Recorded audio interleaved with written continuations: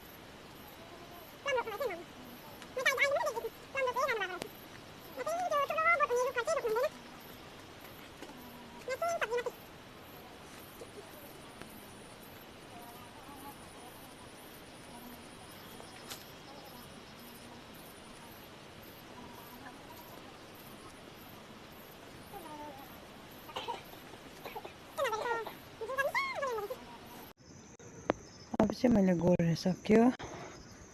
अब पाएको सबै गोरिसक्यो। अब यसलाई भयो भने मल हालिदिन्छु।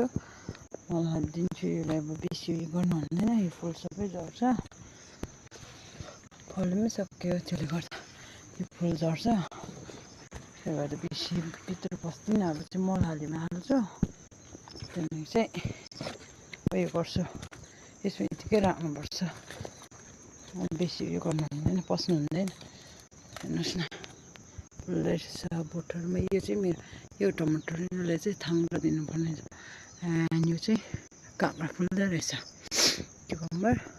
अब भयो, मेरो फिनिस भयो। सो म तपाईँलाई नेक्स्ट भिडियोमा भेट्नेछु। टिल तपाईँहरू टेक केयर, बाई बाई।